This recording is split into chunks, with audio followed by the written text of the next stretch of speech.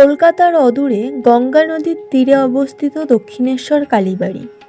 1847 সালে এই মন্দিরের নির্মাণ কাজ শুরু হয়, শেষ হয় 1855 সালে। দক্ষিণেশ্বর মন্দিরটি নির্মাণে সেকালে খরচ হয়েছিল 9,25,000 টাকা, যা বর্তমানে 50 কোটি টাকার সমান। দক্ষিণেশ্বর কালী মন্দির সনাতন ধর্মাবলম্বীদের অন্যতম পবিত্র তীর্থস্থান। ভারতবর্ষের যে কটি কালী সাধনা স্থল রয়েছে, দক্ষিণেশ্বরের কালী মন্দির তাদের মধ্যে অন্যতম প্রসিদ্ধ। এই মন্দির প্রতিষ্ঠার পেছনে একটি ইতিহাস আছে। কথিত আছে, কলকাতার জানবাজেটের রানী রাসমণি দেবী কালীর স্বপ্নাদেশ পেয়ে এই মন্দির প্রতিষ্ঠা করেন। 1847 সালে রানী অন্নপূর্ণার পুজো দেবেন বলে কাশীতে তীর্থযাত্রার আয়োজন করেন। যাত্রার ঠিক আগের দিন রাতে রানী স্বপ্নাদেশ পান যে তার কাশী যাওয়ার প্রয়োজন নেই, গঙ্গা তীরেই একটি মন্দিরে কালী মূর্তি প্রতিষ্ঠা করে পুজো করলে দেবী সেই মূর্তিতে আবির্ভূতা হয়ে পুজো গ্রহণ করবেন। অবশেষে জন হেস্টি নামে এক ইংরেজের কাছ থেকে গঙ্গা তীরের এই 20 একরের জায়গাটি কেনেন রানী। জায়গাটিকে সবাই বলতো সাহেবান বাগিচা। এর একটি অংশ ছিল মুসলমানদের কবরখানা।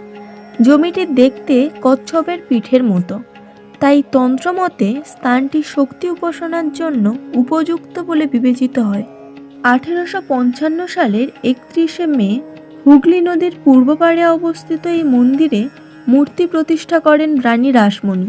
এই মন্দিরের দেবী কালীকে ভবতারিণী রূপে পুজো করা হয়।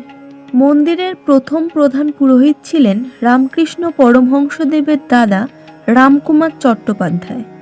1857 সাল থেকে কিশোর রামকৃষ্ণ পরমহংসদেব এই মন্দিরের পুজোর ভার গ্রহণ করেন। 100 ফুটেরও বেশি উঁচু এই নবরত্ন মন্দিরের গর্ভগৃহে সহস্র পাপড়িযুক্ত রূপোর পদ্মের উপর শায়িত শিবের বুকে দেবী কালী দাঁড়িয়ে রয়েছে। দক্ষিণেশ্বর কালীবাড়ি মন্দিরে এই কালী মন্দির ছাড়াও একাধিক দেবদেবীর মন্দির রয়েছে।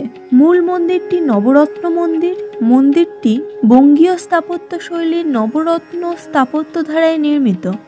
মূল মন্দিরটি 3 তলা, উপরের 2টি তলে এর 9টি চূড়া বণ্টিত হয়েছে। মন্দির দক্ষিণমুখী। একটি উত্তোলিত দালানের উপর গর্ভগৃহটি স্থাপিত হয়েছে।